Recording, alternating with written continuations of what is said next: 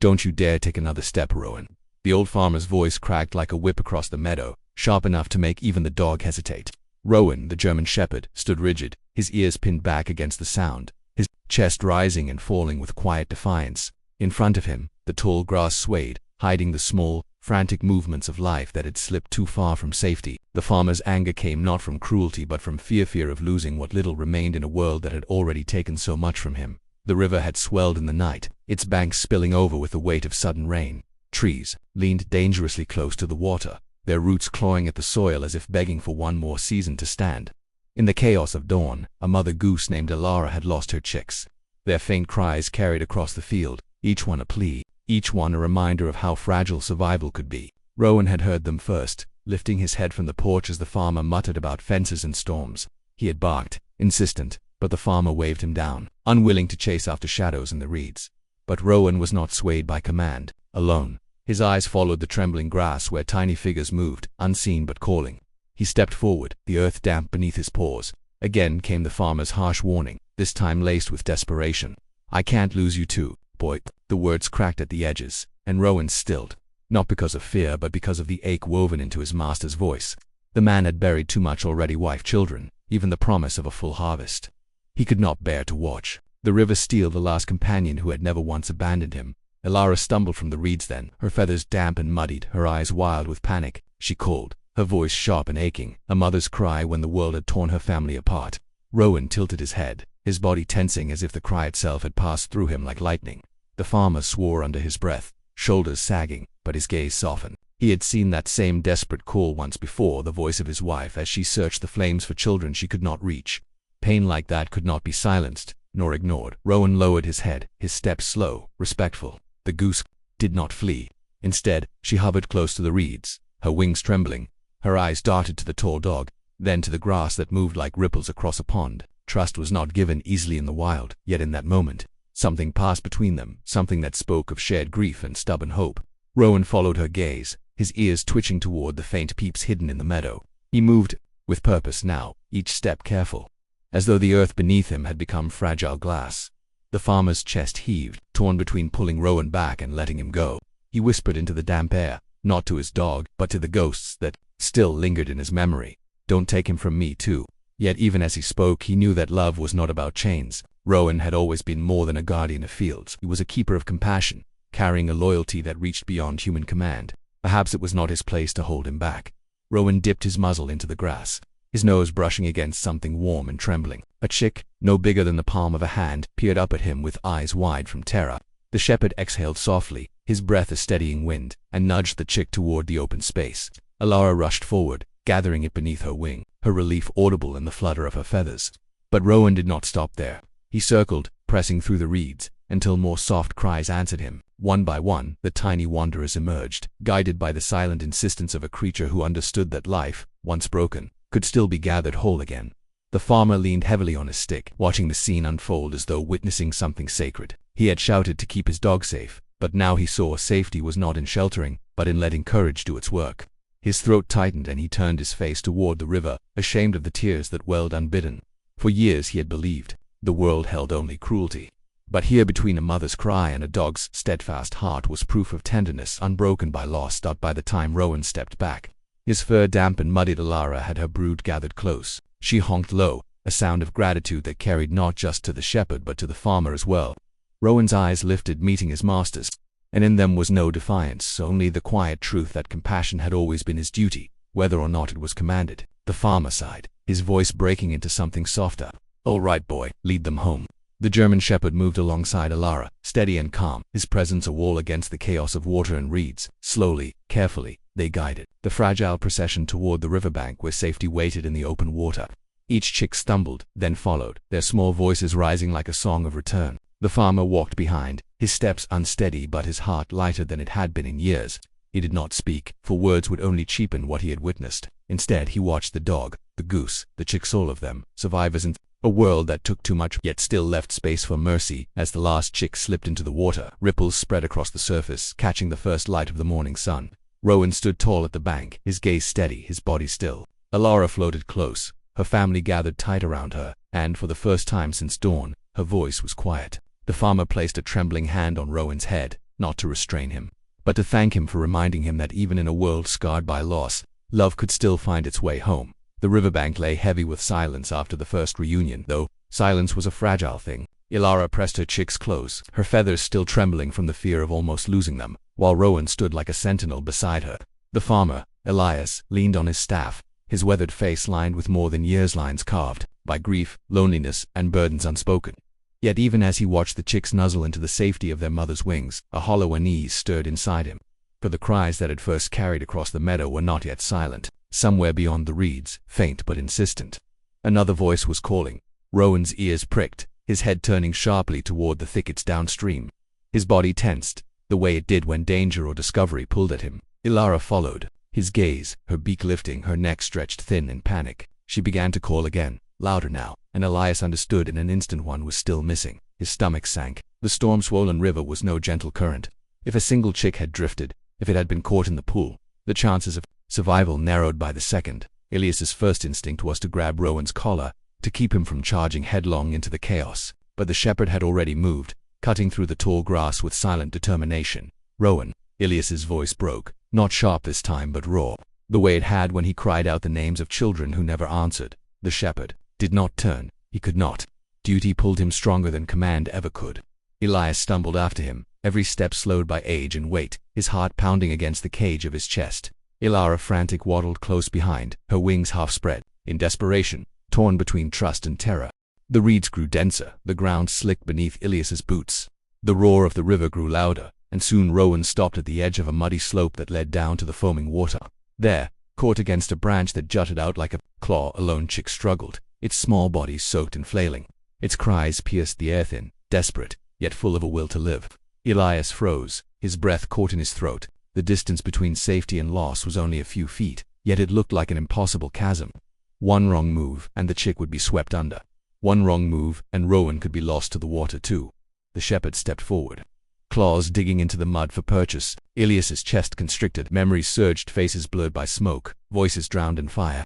He could not endure watching another soul slip away, not when hope had only just returned to his field. "No, Rowan, no," he cried, his staff trembling in his hand.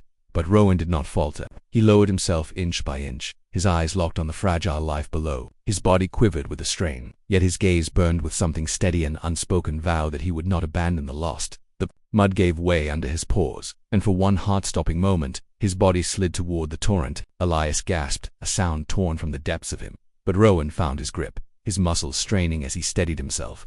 With delicate precision, he stretched his muzzle forward, nudging the branch just enough for the chick to cling to his fur. The tiny creature scrambled, its movements frantic but determined, and at last it clutched onto the thick strands of his neck. Rowan lifted his head, slow and sure, carrying the chick up from the river's snare as though he bore a crown of fragile hope. When he set the chick gently upon the grass, Ilara rushed forward with a cry that split the air with both relief and anguish. She gathered the last of her brood beneath her trembling wings, her body quaking as if her heart could not contain the gratitude or the fear. Rowan stood back, panting, his fur heavy with mud and river water, his body streaked with exhaustion, yet his eyes shone with a quiet triumph, a reminder that some risks were not measured in survival, but in love given without hesitation.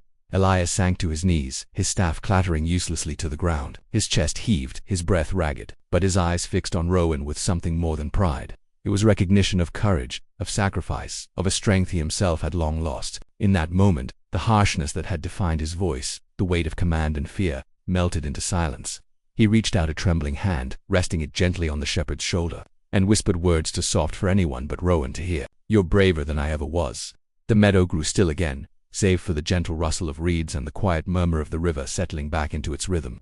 The chicks peeped softly under their mother's wings, their tiny voices no longer cries of panic but murmurs of comfort. Elias watched them, his heart heavy yet strangely lighter, as though Rowan's courage had broken open something long sealed inside him. For years he had believed himself cursed to witness loss, to guard what little remained with fear alone. But now, watching the shepherd and the goose share their fragile victory, he felt the faint stirrings of something he had forgotten, faith that not everything was destined to be taken. The sun rose higher, spilling light across the wet meadow, glinting off Rowan's damp fur and Ilara's weary feathers. Elias stood slowly, his knees aching but his spirit steadier, and he realized the story unfolding before him was no longer one of grief, but of return. The river had threatened, the world had tried to scatter what belonged together, yet love, unyielding, had brought it back. Rowan's paws pressed deeper into the soggy earth. As he pushed further through the tangled meadow, the cries of the missing chicks came in waves, sometimes faint, sometimes sharp like tiny echoes of panic carried on the restless wind. Ilara, frantic yet determined, flapped her wings in quick bursts, urging him forward. Behind them, the farmer lingered at the edge of the field, his heart pounding with the same rhythm as the swollen river. He wanted to call Rowan back, to drag him away from danger, but the sight of the shepherd and the desperate mother bound together in purpose silenced the words on his tongue. Something greater than fear was unfolding here, and he could feel it, even if he could not name it. Rowan's nose brushed against the reeds again, and another chick tumbled out, trembling and weak. Ilara rushed to it, her voice sharp and soothing all at once, but even as she sheltered it beneath her wing, her eyes darted back into the grass. More was still missing. The shepherd pressed onward, his ears flicking at every sound, his chest tightening as the voices of the young ones seemed to scatter in every direction. Each cry he followed seemed to vanish, as though the reeds were mocking his effort, and for a brief moment, doubt clawed at him. The farmer saw him pause, his tail lowering, and something inside the old man broke loose. "Find them, boy," he whispered hoarsely, not as a command but as a prayer. The words carried across the field like a fragile lifeline, enough to steady Rowan's resolve. Then came the twist. The sudden shriek, not from a chick, but from Ilara herself, split the air. She flailed her wings violently, stamping the ground with desperate urgency. Rowan spun, his eyes locking on the movement just beyond the reeds, and his body stiffened. A shadow moved there, low and silent, the kind that did not belong to the wind or the water. The farmer's breath caught. He recognized that shape. A fox, lean from hunger, its coat ragged, its eyes fixed on the weakest of the chicks still trapped in the grass. For a heartbeat, time seemed to freeze the predator ready to strike. The mother frozen between terror and defense, and Rowan standing as the single barrier between survival and loss. The shepherd lunged, his bark erupting like thunder across the meadow. The fox darted back, teeth flashing, unwilling to surrender so easily. Rowan planted himself firmly, his fur bristling, his teeth bared in a snarl that left no space for compromise. The farmer clutched his stick tighter, his instincts screaming to rush in, but his legs betrayed him, heavy with years and regret. All he could do was watch, helpless, as Rowan and the fox circled.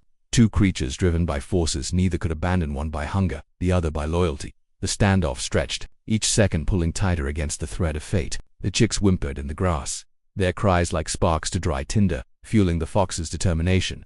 Rowan held his ground, his body trembling but unyielding. Then, with a sudden burst of courage, Ilara herself joined the fight. She charged forward, her wings outstretched, striking at the fox with a force that defied her fragile frame. Together, Shepherd and Goose drove the predator back, step by step, until the shadow melted into the reeds, its hunger left unsatisfied. The field quieted again, but the silence was heavy with the reminder of how close loss had come. Chest heaved as he turned back to the grass. Ilara, still shaking, pressed close to her chicks, but her eyes sought Rowan's, filled with something beyond fear and unspoken gratitude, fierce and raw.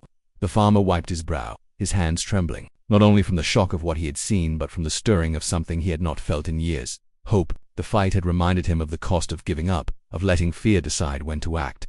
He realized then that Rowan had done more than protect a goose's brood. He had restored a truth the farmer had long buried, that life, fragile though it was, deserved every ounce of fight. With the fox gone, Rowan pressed deeper into the reeds once more. His patience bore fruit. Another tiny chick, mud-streaked and exhausted, stumbled free, chirping weakly. One after another he uncovered them, until the scattered cries began to merge into a chorus of reunion. Ilara bent her neck, gathering them in, her body trembling with relief. The sight was almost too much for the farmer, who felt his eyes sting with tears he had not allowed himself in decades. He leaned against his stick, whispering again, though now his words were different. "You've done it, boy. You've done what I could not." The final chick emerged near the water's edge, perilously close to the rushing current. Rowan darted, his paws splashing into the mud, catching the tiny bird before the river could claim it. He nudged it back, slow and careful, before stepping aside to let Ilara reclaim her child. At last, the family was whole. The goose's cries softened into low rhythmic murmurs, the sound of comfort after terror, and the chicks huddled tightly beneath her.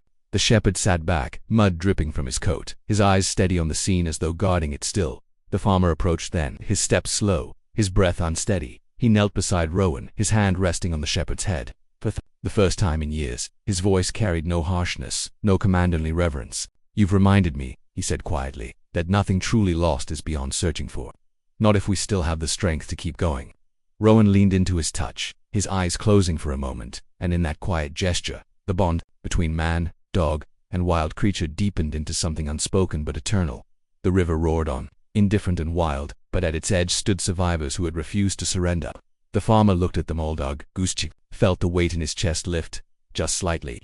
For the first time since grief had claimed his life, he could breathe without bitterness. And as Alara led her brood into the water, her wings spreading in defiance of the storm, he realized that what Rowan had protected was not just a family of birds, but the fragile belief that even in a broken world, life could still be led back home.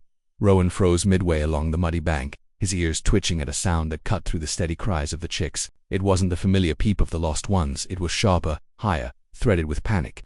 Alara lifted her head, wings stiffening, and gave a warning call so raw it echoed across the reeds. The farmer, trailing behind with his hand still resting against the walking stick, stiffened as well.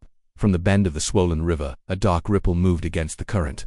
At first it seemed like driftwood, but then it twisted with purpose. A snapping turtle, massive and ancient, broke the surface, its head lifting toward the chicks who had already waded close to the shallows. Ilara's cry grew louder, and the chicks huddled closer together, their small bodies trembling in confusion. The farmer's breath caught. Instinct told him to wade in, but the mud was treacherous, and his age betrayed him. Rowan did not wait for command. His paws splashed into the water, his growl rumbling deep in his chest, fierce yet controlled. The turtle lunged, jaws snapping, with a crack that made the farmer flinch, but Rowan threw his body between predator and chicks, his snarl erupting into the air. The water churned, reeds bent, and for a moment it seemed as though the river itself had swallowed them whole. The farmer's heart hammered against his ribs, every second stretching like rope pulled to breaking. Then, through the froth and spray, Rowan surged upward, pushing the chicks behind him, his fur clinging wet against his frame. The turtle retreated with a swirl, slipping back into the murk, defeated not by strength alone but by the shepherd's refusal to yield. Alara rushed forward, gathering her chicks beneath her trembling wings, her voice low and urgent. Rowan's chest heaved, water dripping from his muzzle, yet his eyes burned steady with resolve. For the farmer, the moment struck deeper than fear. He saw not just a dog protecting helpless lives, but the spirit of something he thought long buried, the will to stand against loss, even when the odds clawed mercilessly at hope. And as Rowan stepped back to the bank, soaked and exhausted but unbroken, the old man understood sometimes the fiercest battles were not fought with commands, but with love too strong to turn away.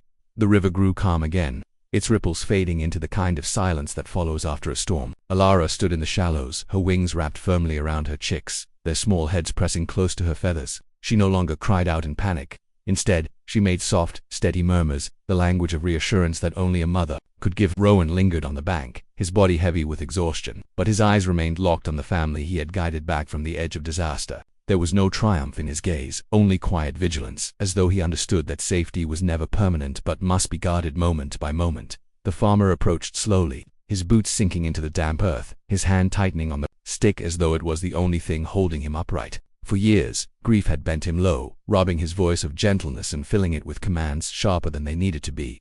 Now, watching his dog, he felt something within him loosen. Rowan had not only carried the Goose's family back to safety, he had carried the farmer's heart back toward a place he thought was gone forever. Kneeling carefully, he pressed his hand against the shepherd's soaked fur, whispering words that trembled as they left his lips.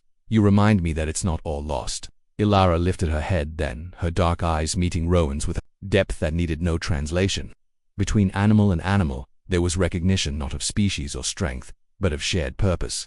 She dipped her beak gently toward the shepherd, a gesture so subtle it might have gone unnoticed, yet it held the weight of gratitude. Behind her the chicks stirred, their tiny voices rising in scattered calls, as if adding their own fragile thanks. The farmer stood back, his chest rising with a breath that felt freer than any he had drawn in years. The sun pushed through the thinning clouds, laying a path of light across the water where Alara and her brood began to drift, safe at last. Rowan stayed rooted at the edge, his silhouette strong against the morning glow.